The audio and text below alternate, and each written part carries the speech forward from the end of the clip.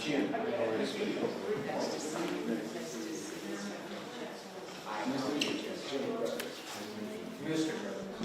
A long time ago.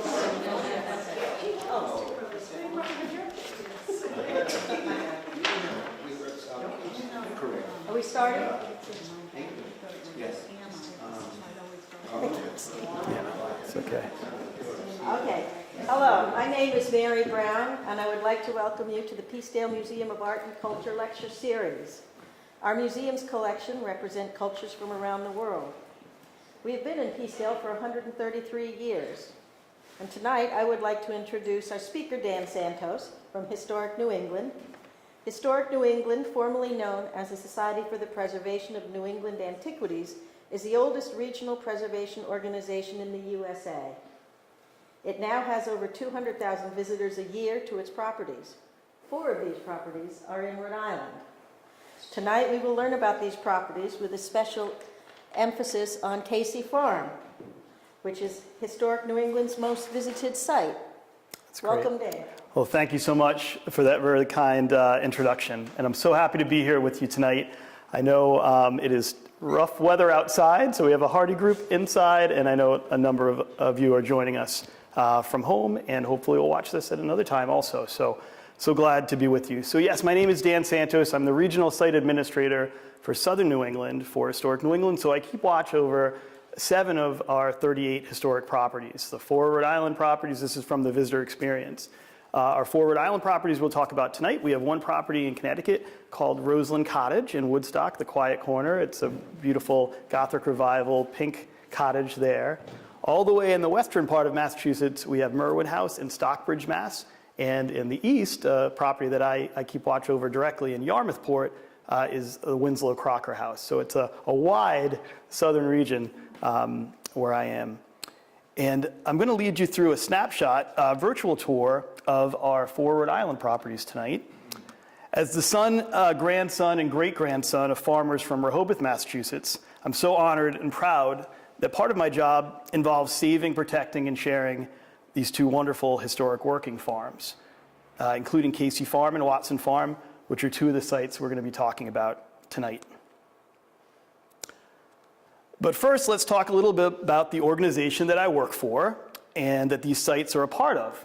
Founded in 1910 as the Society for the Preservation of New England Antiquities, Historic New England is the oldest and largest regional preservation and heritage organization in the country. Here's an early seal of the organization representing each of the 6 New England states. Can you spot Rhode Island? The anchor there? My pointer, there we go. It's comprised of 38 historic properties that are open to the public. There you see Arnold House, we'll be talking about tonight in Lincoln, Rhode Island. There's Clements Irons House, Casey Farm, and Watson Farm.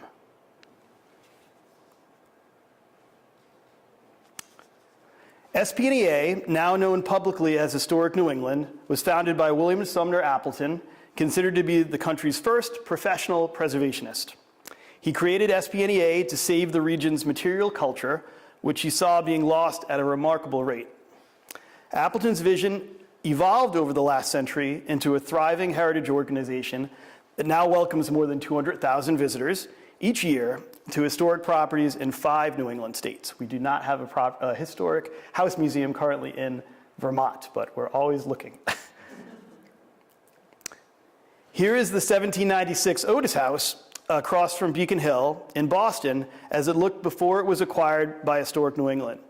Historically, Otis House served as a headquarters for the organization, but in the last 115 years, we've become much more regionally focused, with regional offices across the New England states, including Casey Farm, which serves as our regional office for Southern New England. Appleton first became active in historic preservation when the Paul Revere House in Boston's North End was threatened with demolition. He was one of 5 Bostonians who actively fought to save the building. And here's an image of the same Otis House today, which was relocated. It was rolled back on logs some 40 feet from Cambridge Street there, early in the last century. Historic New England saves and protects 125,000 household objects that help tell the story of New England. Most of the objects that are not on display in our 38 historic properties, which are open to the public, are preserved here at our Collection and Conservation Center in Haverhill, Massachusetts. Here we see row after row filled with furniture, specifically chairs here, and cabinets filled with 18th century and 19th century shoes, and ceramics. Specifically here, these are children's cups from the 19th century. I was just in Haverhill on Monday. We had a special collections training that we were doing, and I got to walk through some of these spaces. It's really, really wonderful. We save, protect, and share wonderful objects, such as on the left, this beautiful 18th century Japan chest that you can visit at the Quincy House, and this 18th century balance toy on the right. And Historic New England's Library and Archive saves and shares a collection of 1.5 million items, including documents, photographs, and maps. Here are some examples of objects from the Library and Archives of the collection there.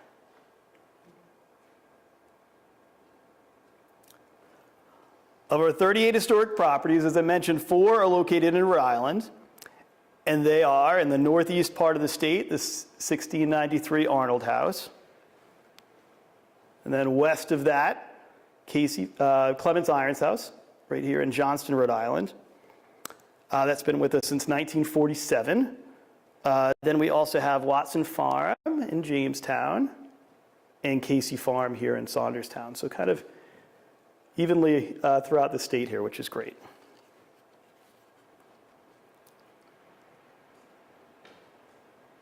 So here they are in images of Arnold House.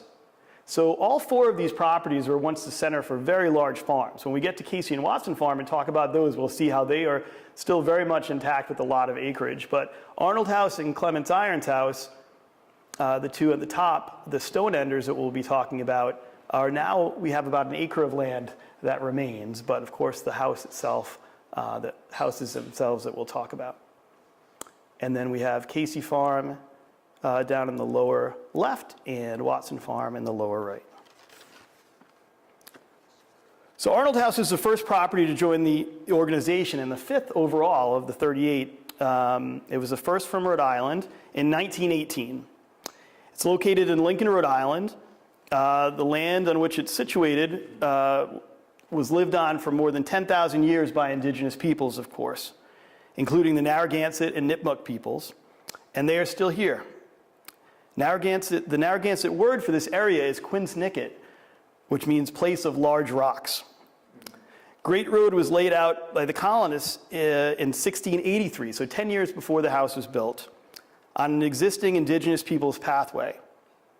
Eleazar and Eleanor Arnold built this house, or had it built for them, in 1693. Eleazar had been given 50 acres at World's End in Providence. So this is situated on land that we now call Lincoln, Rhode Island, but at first it was in Greater Providence. And then in 1731, the Arnold House would be situated in Smithfield, Rhode Island, all the way until 1871. At that time, many states throughout our country, in honor of our fallen president Abraham Lincoln, were naming a town after Lincoln, and that is why we have Lincoln, Rhode Island, started in 1871. So Eleazar and Eleanor had 10 children that all lived to become adults, which is really remarkable for that time period in particular. Let's see if I can get them all. So Phoebe, Eleazar Jr., Joseph, John, Jeremiah, Mary, Abigail, Deborah, Eleanor, and Elizabeth. So 4 boys and 6 girls. And this area of Lincoln, still today, is known as Arnoldia. There were so many Arnolds. They were a prolific family. And we can see this great 17th century house that's been saved. And it's an example of a stone ender. So stone ender really is a story of immigration, of people coming to a new world and having the building techniques that they were familiar with, the materials available to them. So of course we have lots of stone in Rhode Island. That's not a problem. And these houses were in the rural parts of Western England, where they were situated with facing west, so it would actually block against the wind and the salt air, and have all the fireplaces on one end trying to push the heat out into the rest of the house. And Arnold House has a process called sneck harling, which is actually made with lime. So the Arnolds had deeded rights to the lime in the ground, and they were using lime for farming, but also to make mortar like this. That was a sacrificial layer to protect the interior mortar from, especially in the old country of England, with the salt and the wind kind of whipping up against the side of the house. They didn't want their house to fall apart or fall down. So for many years, this was actually not the process that we saw in Arnold House. This was known as the stone chimney house because the stone was all exposed. But we think that originally they had implemented this sneck harling process. And we actually worked with a Scottish mason who visited with us a number of years ago, and they think they found some original sneck harling, which was amazing. They may have continued this process more in the southern part of the state where they had to deal with the bay and the wind. This is a Norman Isham drawing of the house, how he believed it looked. Norman Isham was a wonderful preservationist, wrote a book on early Rhode Island houses in 1895, and certainly knew about this house. And the difference that we see, you might be able to notice right away, is the large gable that's in the front of the house. And the Arnold family lived in this house from 1693 all the way up until 1918. Really amazing, generations and generations of the Arnold family. And of course, they were changing that house over time to keep up with the Joneses or the other Arnolds, if you will, that were in town. So when Historic New England was given the house in 1918, the Arnolds had already long removed the gable. And during the restoration periods in the 1920s and the 1950s, it was just going to be incredibly costly to try to rebuild that. But we'll see what they did as we look through this. This is an amazing photograph. I don't know if everyone in the room can see it or you can see it at home, what the caption on the bottom says. But it says, "Day before hurricane." Very simple, similar to what we may be experiencing outside today, right? And you can see how exposed some of those main framing members were. So at first, they were kind of, the preservationists at Historic New England and SPNEA are digging into the walls. They were trying to stabilize the house in the 1920s. And by the 1950s, there was seriously damaged main framing members by powder post beetles. And they knew they needed to do some work to replace some of those framing members. And at the time, the preservation pendulum had swung all the way over, where at this point in time, getting back to the first family, to the beginnings of the house, was seen as something that was that they wanted to do, and they did that. So you can see the Arnold House before and after the restoration. One of the things you may notice right away, when we first looked at the stone end side, there was just that one chimney that existed. But then the chimney that's on the right was put in sometime after 1798. There was a direct tax in Rhode Island where the changes to this house and the enlargement of this house would have been taxed, and it was not. But we think just after that, right around 1800, the house was expanded. You can actually see, if you look very carefully on the image on the left, there was a third chimney stack that came into what now is my office. I actually have an office on the second floor of Arnold House, and probably was a wood stove that was there. You can see how the doorway also changed over time. The Arnolds, they had the ability to have larger panes of glass, and they would have wanted that light to come into their house. But originally, we have the 17th century windows you see on the right. So what the restoration team was able to do, in many cases, is to find those cavities where the windows existed. In some cases, they had to make a choice about where they thought the windows might have been. And they're all made in the 17th century style in the same way. You can see the purple glass. You may notice if you go to visit some of these 17th century houses, they have purple glass, and that's from the manganese that's in the leaded glass process over a period of sometimes up to 20 years. If you had a heavy amount of manganese through exposure to sunlight, the glass would turn the shade of purple, which the Arnolds probably weren't too excited about. They wanted to see clear light coming into their house. And then we have what are really the special feature about the Arnold House, and when we get to Clement Iron's house also, these wonderful fireplaces. And they had been uncovered by the restoration team. Here we have three. So there are two massive fireplaces on the first floor, in the hall, which is to the left, and then the right, which is the old kitchen. And they certainly would have had fires going in those on a day like today. Also, there's one fireplace on the second floor, and that would have been responsible for heating all of the second floor, and hopefully some radiant heat making its way up to the third floor, the garret, we'll look at in a second. Arnold House was also a tavern from 1710 to 1725. So a yearly license was acquired by the Arnold family. Eleazar Arnold was a justice of the peace. He was involved as a deputy to the General Assembly, had a very large farm there. This 50 acres grew to over 140 acres. He was a friend as well as Eleanor. They were friends or Quakers. And there's a meeting house right around the corner from Arnold House. And I encourage you, if you're interested in kind of doing a walking tour and a tour of this property, we have an upcoming Salesville meeting house tour and a Salesville walking tour that's happening in June. So I hope you can join me for that. I'll be leading that. We'll be looking at this house and the 1703 meeting house around the corner.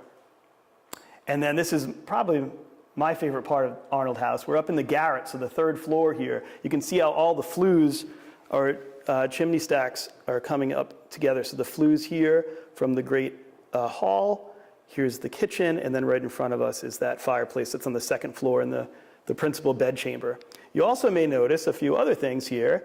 There's the framing for that gable that we looked at earlier through the drawing by Norman Isham, that triangular gable. And there we go there, the front of the house. And we also see some graffiti. So people signed their work that worked on Arnold House. The earliest signature is 1876, which is well before Historic New England acquired the house. And it's really a special place to go look at. You can see late 19th, early 20th century signatures of the workers that did work for the Arnold family and then for Historic New England after that.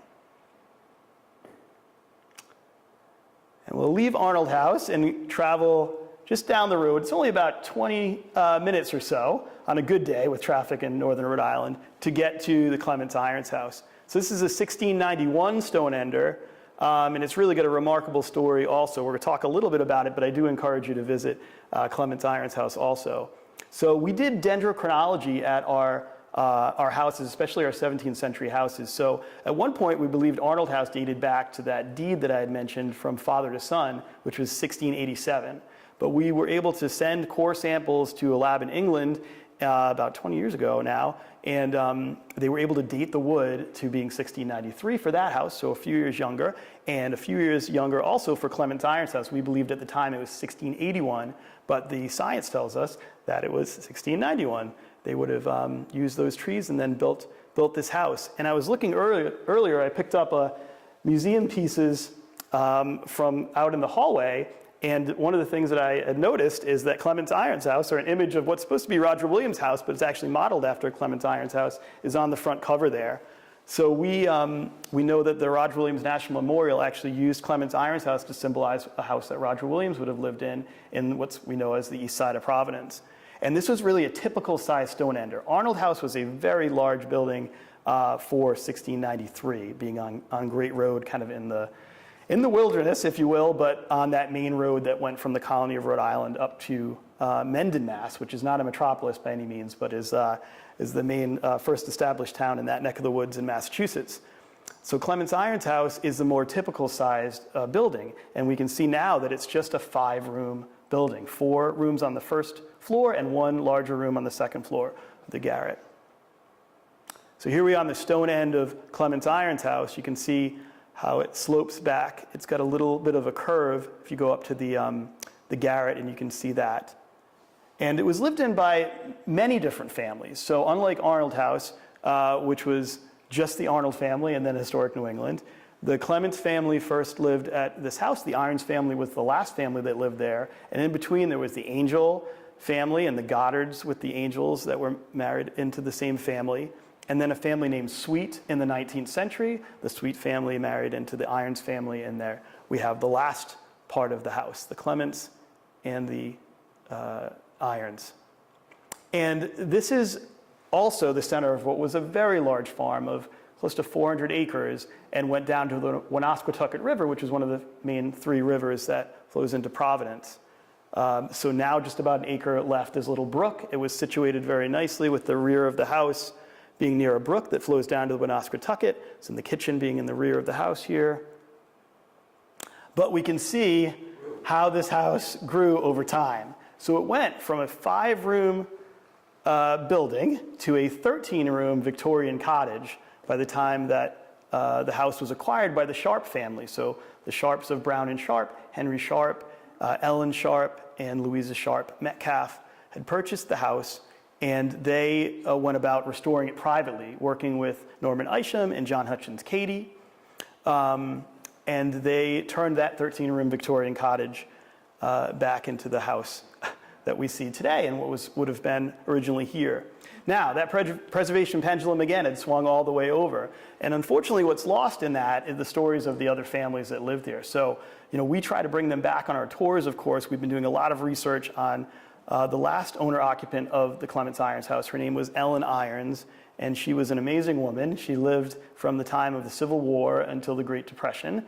And she really felt the effects of that time period, especially at the end of her life. She was a single woman, a school teacher, who also was a piano teacher.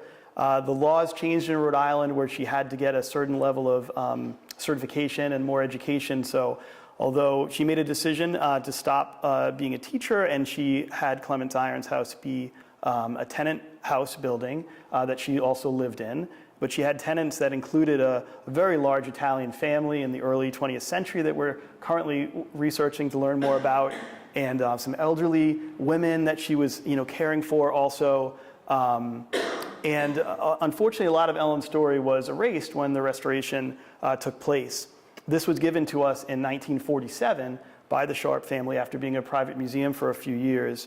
So we're really trying to bring back Ellen's story, and I encourage you to visit Clements Irons house because there's a great display about Ellen and her life there. Also a recent blog that's on Historic New England's website that I wrote, so I will direct you also there. Can I ask a question? Sure. Were there indoor facilities, bathroom facilities in any of these? At later in time, we do have plumbing in Arnold House. Now it's actually where my office is, and there's a restroom. It has a special feature of a fireplace in it, so I encourage you to visit that. That's kind of neat. It was, of course, originally an unheated space, and they put that fireplace in, and we do have plumbing. There is no plumbing currently at Clements Irons house. No running water, no heat, limited electricity. So it's a good question. Here we see some interior images of Clements Irons house. We see a couple of lovely large fireplaces in the hall and the kitchen. And they are there and there. There is no heating source on the second floor or the garret. It would simply be the radiant heat that might make its way up. There's a very fancy staircase. This may be a little too fancy for the time. This was part of the restoration. And we do have 17th century period reproductions as far as furniture in the house now. There is no furniture in Arnold House, which makes it kind of a blank slate for school programs, which we have a lot of at Arnold House, and also programs like tavern nights that we've done before, which is great. So we can have food and drink throughout. And we've expanded open hours at Clements Irons House. At one point, it was considered what Historic New England considered a study property, a study of the 17th century, and now we're open every Sunday. As well, Arnold House is also open every Sunday, June 1st through October 15th. So I encourage you to visit. You can do a nice tour at 1 in the morning at Clements Irons House, go over to Arnold House after having lunch, and kind of compare and contrast the two buildings. They are really rare survivors for this type of architecture. All right, now we move on to Casey Farm. So this is a Google Maps view of Casey and Watson Farm. So here we have Casey Farm and Watson Farm just across the bay. And these are remarkable properties, working farms still today. 300 acres of land at Casey Farm, 265 acres of land on Watson Farm on Jamestown. So they were just remarkable gifts to our organization.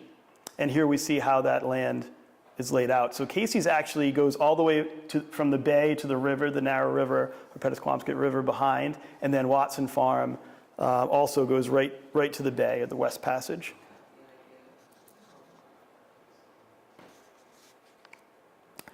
And here's the farmhouse at Casey Farm. So Casey Farm is a very particular sense of place for Rhode Islanders and New England.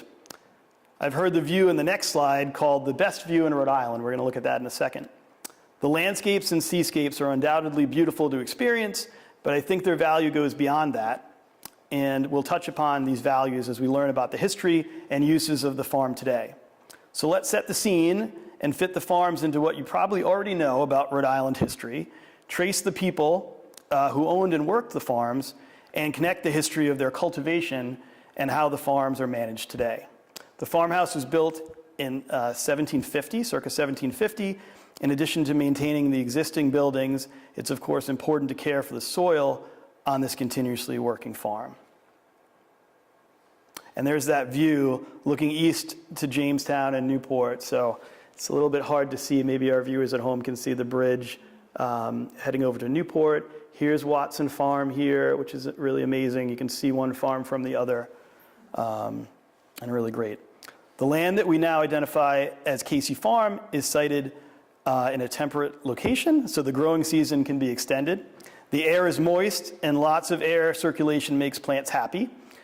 There are abundant sources of clean water, including Pettisquamscot River, the Narrow River, North Pond, and a creek. The geological formation of Narragansett Bay left sandy soil that drains well, but it's rocky underneath. The bay itself is a fantastic resource for seafood and was the fastest transportation route for most of the farm's life. So it's amazing to think about just traveling here back and forth through the bay rather than overland. All of these natural resources made the area attractive to indigenous people dating back about 10,000 years before present time and attractive to every generation since then. Throughout the generations, there has been a continuity of cultivation of this land. The way of the Narragansett people was controlled burning to keep the land clear enough to plant crops like the Three Sisters, corn, beans, and squash. Trees like butternut or white walnut were encouraged, and native strawberries, blueberries, and cranberries were cultivated. We know from archaeological digs near Casey Farm that large villages dating back as far as 10,000 years before present thrived near here. The cultural objects shown here were uncovered at Casey Farm. Archaeologists believe that indigenous people particularly sought the hard white quartz that is abundant in our shores to make sharp stone projectile tools and points. With all the seafood, meats from land animals like deer, the knowledge of a very large variety of plants for both nutrition and healing, indigenous people were on average much healthier than their European counterparts. That is, until they came into contact with European diseases for which they had little immunity. War, enslavement, and forced removal from their lands inflicted more devastation, yet the Narragansett people endured. From generation to generation, they have passed along traditional ways and adapted them to modern times. We're still fortunate to be in close proximity to the Narragansett Nation, especially in South County, and we have a collaborative exhibit with the Tomaquag Museum on permanent display at Casey Farm, so I encourage you to visit that.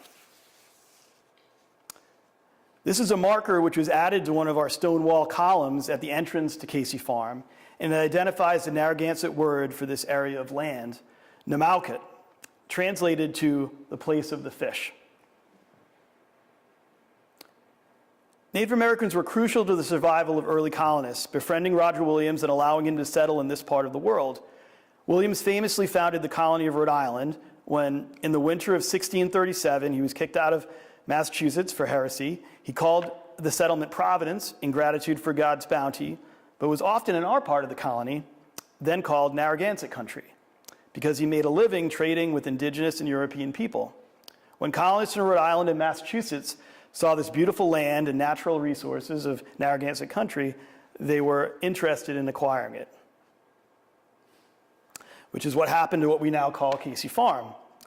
Today at the farm, we celebrate and honor the Narragansett people through this beautiful piece of art. Three Sisters Rainkeep, a collaboration between sculptor Allison Newsom and the artist Deborah Spears Moorhead. This piece not only tells the story of the three sisters, corn, bean, and squash, but it also serves as a functional water-gathering sculpture where captured rainwater is then used for our education garden at the farm. And here's a view of that education garden with the English and Spanish names for all of the crops that are grown there. And here's Three Sisters surrounded by herbs and flowers, which is in a wonderful part of the farm. And here's an image in winter. It's been a really wonderful addition to the farm. Remarkably, this land was owned by the same family for 253 years. In 1702, Joseph Morey acquired the 300 acres in Boston Neck in Narragansett Country in the colony of Rhode Island. In 1652, the land had been acquired from Coniniquan, the leader of the Narragansett people, and passed through investors' hands until the Morey families settled permanently there and set up a successful plantation that traded produce with Newport. Joseph and Mary Morey's only daughter, Mary, inherited the land with her then husband, Daniel Coggeshall of Jamestown. Their son was also named Daniel Coggeshall and also married a woman named Mary Wanton. By then, the family were members of the Society of Friends, or Quakers. Daniel and Mary raised 8 children, and their daughter Abigail would continue to live on the land into the early 19th century with her husband, Silas Casey. He was a merchant who made his living by shipping dry goods up and down the East Coast to the West Indies and to Europe. Abigail, who is the mother of their 10 children, was also descended from Quakers on both sides of her family. Silas descended from 3 generations of Irish immigrants who settled in nearby East Greenwich, where Silas continued to own property along with managing the plantation they called Boston Neck Farm. So at first there were a lot of Boston, called the Boston proprietors, the Atherton Purchase that happened in the 17th century, and then eventually to this continuous family. Boston Neck, named for the home city of its colonial purchasers, is a strip of land about 7 miles long between the narrow river and the West Passage of Narragansett Bay, facing the island of Jamestown. First prized by Europeans as grazing land and a source of graphite, it became the perfect spot to produce produce like wool and cheese and ship overseas, chiefly to the West Indies, through the nearby major shipping city of Newport. In this Narragansett country were many plantations, of which Casey Farm was on the small side at 300 acres. The largest ones were 3,000 acres. Today, Casey Farm is the only intact plot of land left in this area. These are images of Silas and Abigail Casey, Coggeshall Casey. These portraits are on display at Casey Farm. Unfortunately, we do not have images of the 3 men that they enslaved, Ezekiel, Watt, and Moses. At Historic New England and in general, including at Casey Farm, we continue to research the lives of enslaved people, as well as the free people of color in New England through our Recovering New England's Voices initiative. Here are the bills of sale for Watt and Ezekiel, which we do have in the collection, and copies of which are on display in the Casey Farms Museum Room. We commemorate the lives of Ezekiel, Watt, and Moses, and all of the enslaved people who were associated with Boston Neck plantations through a Rhode Island slave history medallion, seen here with Governor McKee and Risham Director Charles Roberts, which was installed a few years ago during the Juneteenth holiday. As I mentioned, research is ongoing, but our Recovering New England Voices scholar Hannah Francis identified 15 people who were enslaved by the Morey, Coggeshall, and Casey families. We know the names of 7 of these 15 people. They are Ezekiel, Watt, Moses, Betty, Jeffrey, Phyllis, and Peter. And the labor and the legacy of enslaved workers at Boston Neck plantations can be seen all around us through the land. At Casey Farm alone, there are over 10 miles of stone walls that divide fields, gardens, and animal enclosures.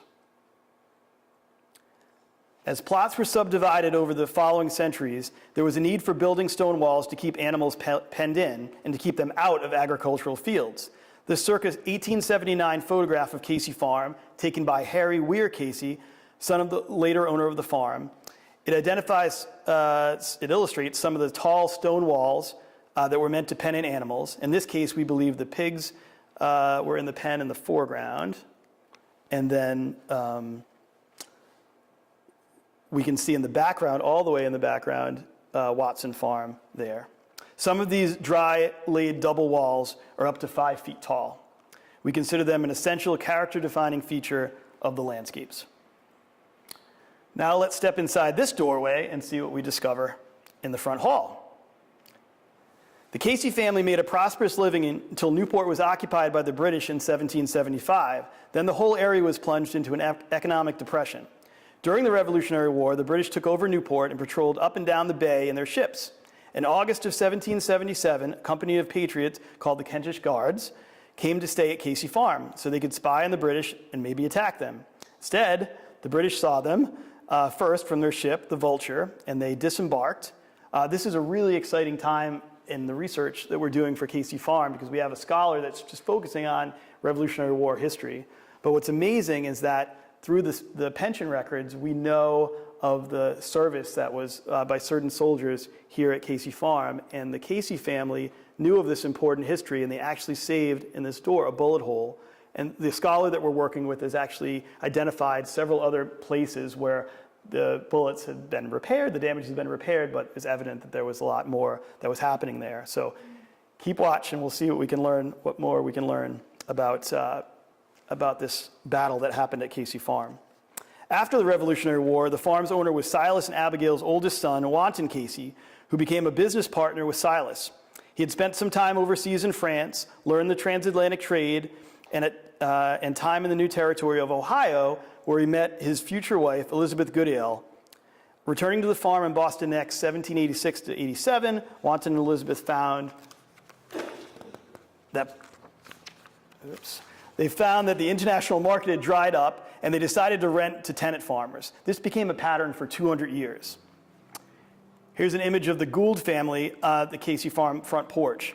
It is documented that Casey Farm was mainly worked by tenants, some African American, some Native American, some of European descent, throughout its history. In addition, Silas Casey's records show payments to 27 men, 9 of whom were identified as people of color, working as hired hands. These farmers produced corn, wheat, rye, barley, apples, raised sheep, dairy cows, and made famous Narragansett cheese. The farmhouse, built by Casey ancestors, the Coggeshals, is about 1750. It was the home of the farmers, either owners, tenant farmers like the Gould family pictured here, or historic New England's farm managers up until 2014. Any building of this age has already undergone a multitude of repairs and changes. For example, the porch was added in the mid-19th century. I've seen these posts. These are kind of natural wood posts, kind of look like Adirondack style posts, and then I've seen more finished posts also. And they were removed by SPNEA in the 1950s. There are a few other Casey family members that I want to make sure to mention. One of them is Major General Silas Casey. He was born in East Greenwich, son of Wanton and Elizabeth Goodale Casey. Silas's life spanned the majority of the 19th century, and it was a life full of service to his country. He graduated from West Point and was stationed across an ever-growing United States, from Oklahoma Territory to service in the Second Seminole War, where he was twice promoted during the Mexican-American War, promoted for gallantry in the field, and he commanded forts in California and the Pacific Northwest. The Pig War of 1859 he was involved in. I don't know if you know about that skirmish that happened between England and the U.S. And then finally the Civil War, where he served in the field and was primarily in charge of the training of troops. He wrote an important 3-volume tactical manual for the Army that was used by both sides during the Civil War and is still taught today at West Point. And we have Silas and Abby Perry Pierce Casey's son, Thomas Lincoln Casey, who also served in the Civil War through 1890. He became the head of the Army Corps of Engineers. Thomas Lincoln Casey is most famous for being the man that finally finished the Washington Monument.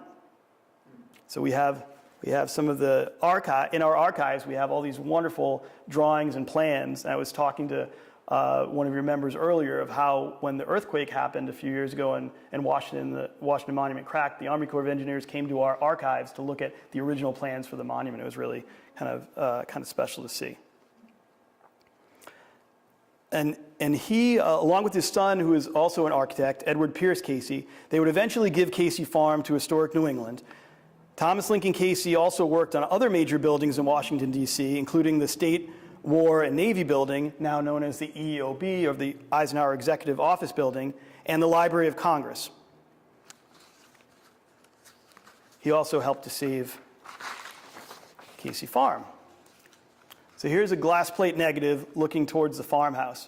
Thomas Lincoln Casey passed Casey Farm down to the next generation, and it could have gone to the photographer of many of the glass plate images that we've seen in this presentation already, they were taken by his son, Harry Weir Casey. He was studying at Yale Scientific School and studied with his two brothers at the farm during the summer months. However, in a most unfortunate turn of events, he drowned off Narragansett Pier during his last summer stay in 1880. An older brother, Thomas Lincoln Jr., died in 1925. That left Edward Pierce Casey, a New York-based architect, as the sole heir. He was trained at the École des Beaux-Arts in Paris and also another good person to own this farm. And Ned Casey befriended another devotee of old houses, William Sumner Appleton, the founder of SPNEA, now Historic New England. So with his wife, Lillian Barry Casey, Ned willed the 300-acre farm to SPNEA. So it came into the organization in 1955 on the death of Mrs. Casey. And also on the farm, it's the final resting place for almost everyone we've mentioned tonight in this presentation. It's an amazing cemetery with documented gravestones dating back to the early 18th century all the way up until 1955. You can see some close-ups of some of the stones here, including the Newport stones, the death's head. So Edward Wanton Casey, Silas Casey, Thomas Lincoln Casey, Harry Weir Casey, Abby Casey, they're all in this cemetery. Now on to more images of Casey Farm today. The farm is a wonderful place for community gathering with over 40,000 visitors a year. It's also Historic New England's most visited site. We have the very popular community-supported agriculture program, which ranges from about 150 to 175 members, which also includes full shares, some half shares, work shares. And we also host a great farmers market. I was talking to someone earlier who's been to our market. So 8:30 to 12:30, it started up again, so you can come and see us all the way into late October. Some images from the market. We started off with a spring seedling sale. We just had that on always the Saturday before Mother's Day. It was a little bit wet, but we sold a lot of seedlings. And then we also have some other great programs we'll talk about. But it all starts here, of course, in the greenhouses, kind of at the rear of the farmyard. And you can see the seeding going on for the seedlings that starts in the winter and early spring. We have Johnny Jump Ups and mint, so we have herbs as well as all organic vegetables. So if you need anything for your gardens, I know this has been a wild week, but come and see us because we sell the seedlings all the way through the next month or so. And of course, we're preparing the fields. We have modern equipment now, which is great. You can see across the bay again, Watson Farm we'll be talking about in just a moment. And we had a really great egg hunt this year. It's always sold out, which is wonderful. And it's always the Saturday before Easter. And we do a great program called Project Chick. So it stands for Chickens Hatching in Classrooms. And we bring incubators into classrooms or libraries or other nonprofits.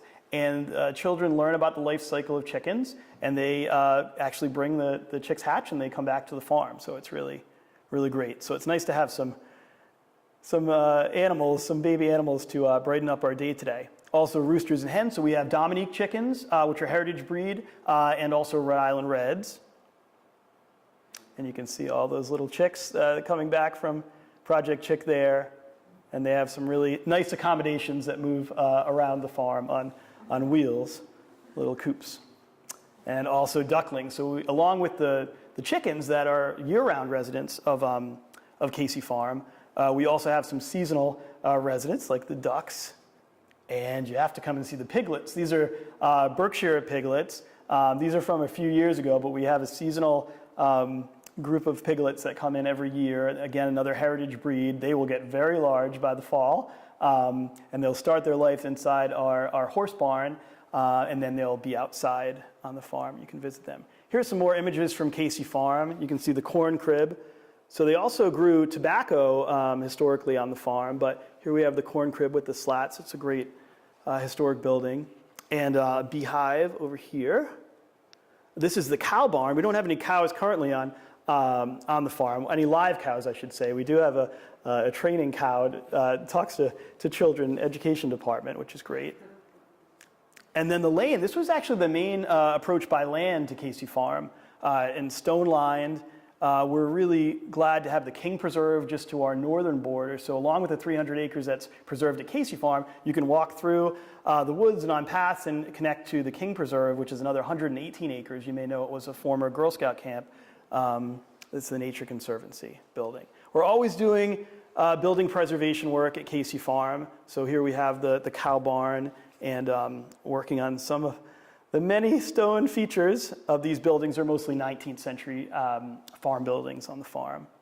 And then great school programs and summer camps. Maybe some of your children or grandkids, or sometimes we have kids that grow up and come and say, oh, we visited and we're part of the Casey Farm Camp program, which is really wonderful. And we have a new hay wagon that actually is enclosed, but you can see all of the children here having a good time. The Boys and Girls Club of Newport actually has a camp that is based on our property, and we do an exchange with campers during the summer and the camps that we have. And last but not least, we're moving on to Watson Farm. So here we have the 1796 farmhouse for Watson Farm and some sheep grazing in front. And then another great view here. You can see Casey Farm is here, and here we are on Watson Farm that goes right down to the bay. And although these are images we've seen already from Casey Farm, of course, indigenous peoples were also on Jamestown for over 10,000 years, and they're still here. It's actually the largest burial site of indigenous peoples in New England is on Jamestown. And they were burning the land, and from the regrowth there, we see the grasses that grew up. There are Red Devon cattle that we're going to be talking about in just a second as we go through these slides. Here's some here. So this is what Miles Standish brought over with him. This is a heritage breed that's been reintroduced to the farm, and we have a large herd of cattle and also sheep. You may know the history of Jamestown, or may recognize the flag of the town of Jamestown is sheep, because there were many of the proprietors and merchants from Newport that would have their sheep over on Jamestown just across the bay. And some other sheep in inclement weather. We had our sheep shearing festival this year in some very inclement weather. You may remember a few Saturdays ago. But they all got their haircuts, and everyone had a good time. We had still a couple hundred people visit, which was really, really amazing. So we have Romney sheep there. So in 1657, 106 proprietors from Newport and other locales purchased the rights to the grassland on the 6,000-acre island, eventually purchasing it outright from the Narragansett. As we know today, the two cultures had very different understandings of land rights, the Narragansett believing they were agreeing to share the land, and the English colonists believing they were the owners who could fence other people out. Most of what is now Watson Farm was owned by William Brenton, one of the 9 founders of Newport, and a wealthy merchant who had land holdings from the Merrimack Valley to Narragansett Bay for raising livestock. Brenton was a colonial governor of Rhode Island. This is one of 3 governors that owned this property, governors of both Rhode Island and Massachusetts. Brenton's name is still attached to the first wharf in Newport and to Brenton Point in Newport. Hammersmith Farm is named after his Newport estate. Documents suggest that Brenton hired farmer Michael Kelly, who probably tended animals similar farms turned out pigs, goats, and cows. Kelly raised hay, but lived on one of the other 2 parcels of land that he farmed. Brenton's 1674 will suggests there was no farmhouse on the Watson Farm land at this time. In 1679, Brenton's widow Hannah sold the land to their son-in-law, Peleg Sanford.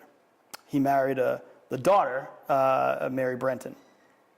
Like William Brenton, he was also a Newport merchant with large holdings, land holdings, also a Rhode Island colonial governor, governor number 2 of 3. Peleg Sanford was the grandson of Anne Hutchinson, a religious leader who founded Portsmouth. He led the Rhode Island militia and served in King Philip's War, and was one of the people who brought the war to New England's indigenous people to an end in 1677 by informing where King Philip, or Metacomet, had escaped and he was later captured and killed the next day. Sanford's house still stands in Newport, and his papers can be studied at the Rhode Island Historical Society. And these papers are the first evidence we see of the involvement in the African slave trade. The Sanford family were all directly involved with plantations in the West Indies, and Peleg spent some time living in Barbados. When he returned to America, he acted as an agent for his family to ship cattle to his brothers in Barbados. This is another colonial governor of Massachusetts this time that actually owned the land that we're talking about at Watson Farm.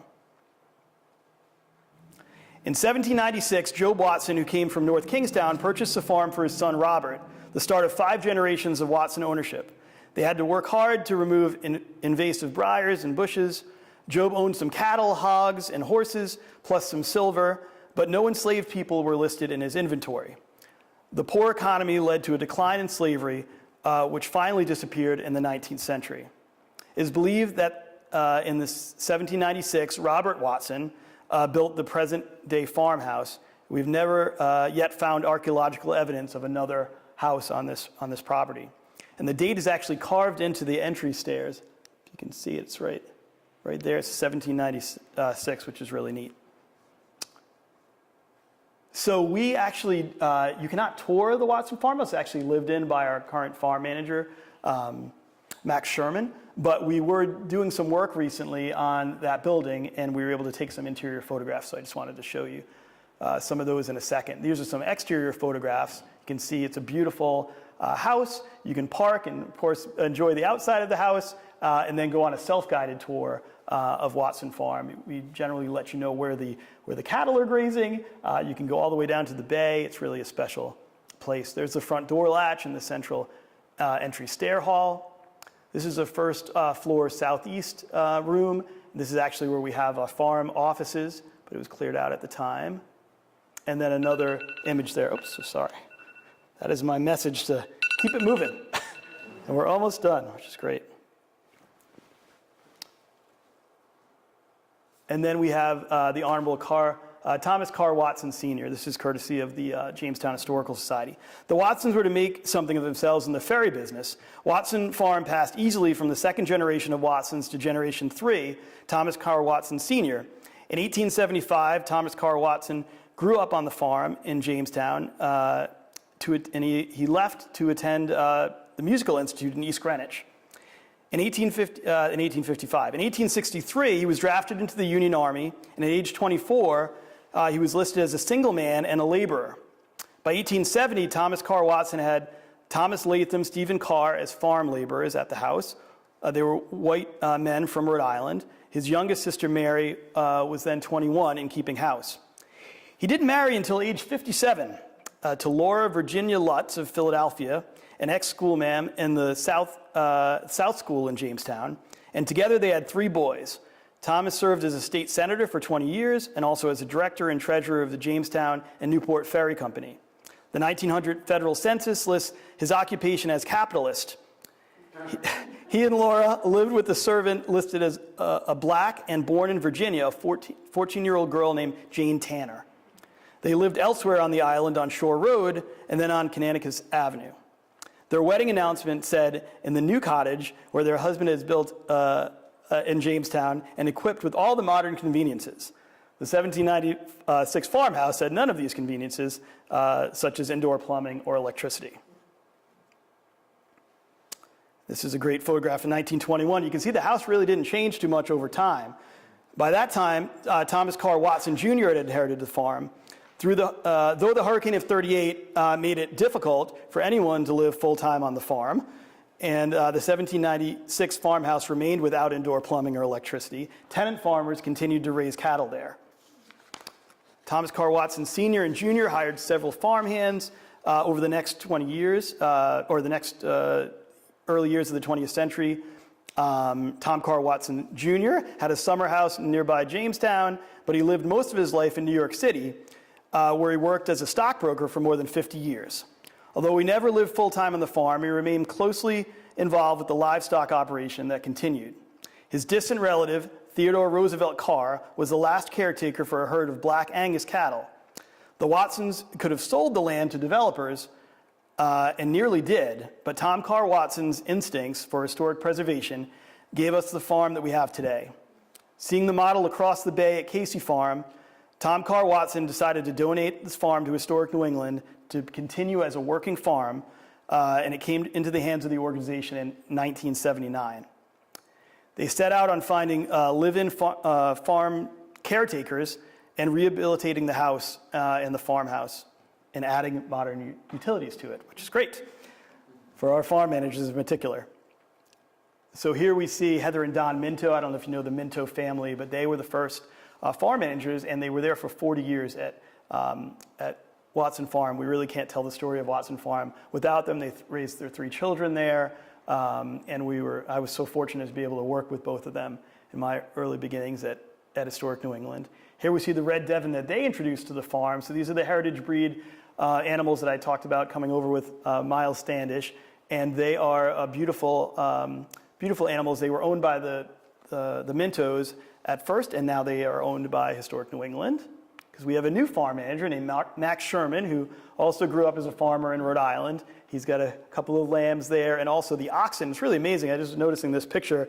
These are Max's oxen. Now, these are over 6 feet tall at the shoulder now. I mean, they are massive, massive animals, and Max is doing a really fantastic job. We have a lot of birthings, as you imagine, in the springtime, both the lambs and the calves. And the sheep shearing event that I mentioned, it's always a great event, and you can see the sheep getting their haircuts and take a tour through Watson Farm. We also have Kite Flying Day and our open house coming up on June 7th, so I encourage you to come out if you want to fly a kite. Hopefully we'll get better weather than today. And self-guided walking tours Thursdays and Saturdays, June through October 12th. In the afternoon, we're closed on June 19th. And just wanted to end with a couple of other images of the farm. It's really such a beautiful place in all seasons. And of course, we encourage you to visit. And I want to say thank you so much for having me. I hope you've enjoyed kind of this virtual tour through Historic New England's Rhode Island properties. And I really hope it encourages you to come visit us in person. And you can see me at Arnold House or Casey Farm. I'm all over the place.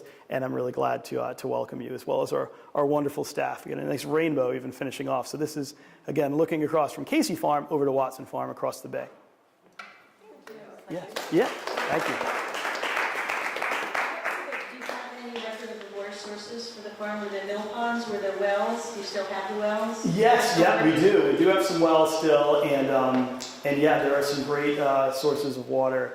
We are currently always thinking about water at both of our farms and trying to use water that we can. We have an irrigation pond at Casey Farm also that helps to irrigate all of the organic vegetables that we grow, which is great, and try to use as little town water as we can, of course.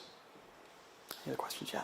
I, a couple months ago, went to the Narragansett Library to get the passes. It happened to be a pass for Mystic. Yeah. But I also asked, what other passes do they have? And they mentioned they have passes. Yes, yeah, we have a great, organizational membership. So yeah, we'd love to have you, take advantage of that. I think you just have to sign out the pass to the pass that we do. But I thought she told me that they were not going to continue with that, whether it was your decision being historically lived or the library. They were not going to continue. It may not be in the same way. I can talk to you about it in a little bit, but we do have some great options, and I brought some membership brochures here with you too. If anyone's interested, membership at Historic New England gives you free admission to all 38 properties from a year from whenever you join.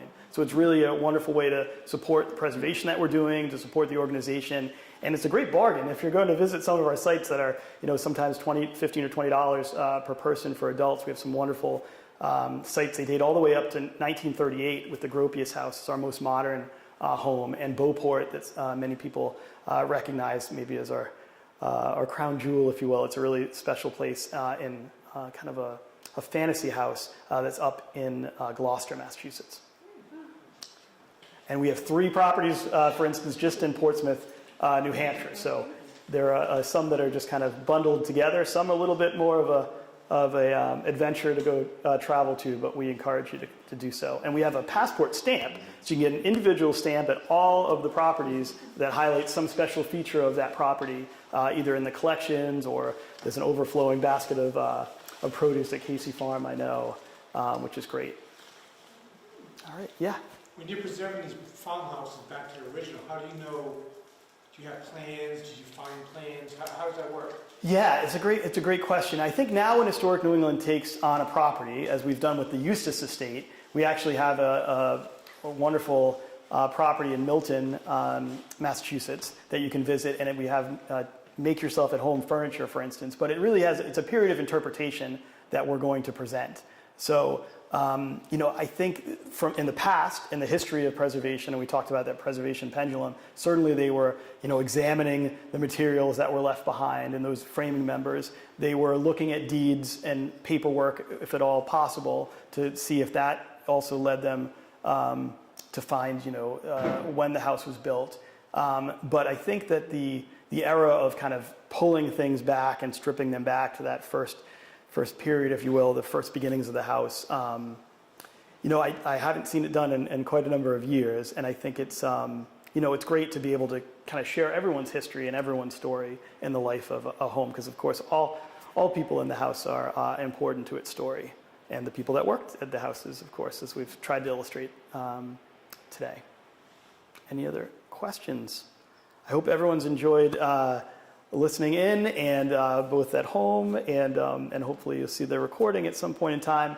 And I have my contact information, which is here if you want to follow up with me in any way. It's just dsantos@historicnewengland.org. I encourage you to go. We have some great websites, all individual websites for the houses themselves, including some really special ones like casey.farm, where you can take a deep dive, listen to videos, and it's really a special. And we're doing more and more Matterport photography, which you might experience through the real estate market, where you can take the virtual tours of houses. We've been incorporating that into a number of our houses. We actually just completed Matterport photography at Arnold House and Clements Irons House. So if you want to take a deeper look from your couch or at home, or if you're living in California or across in Europe, you can visit our sites virtually. And I will say a couple of programs that are coming up, if I can. We have an escape room program coming up at Arnold House on May 31st, which is really great. So it's called Escape from Arnold Tavern. So if you're into escape rooms and know someone who is, take a look at our website and sign up for that program. I also have that walking tour I think I mentioned of this, the Salesville area of Lincoln, which will visit Arnold House and the Salesville Meeting House. And we also have an escape room program at Casey Farm. So here are all of our Rhode Island spring programs. You can take one away, or for those of you at home, look on our website, and there's some other brand new rack cards that highlight the properties we talked about tonight. So I'll be staying afterwards, and I'm happy to talk with you more. Thanks so much to all the people in the room that braved the elements to come out and see me in person tonight, and to everyone at home, thank you also for inviting me to speak.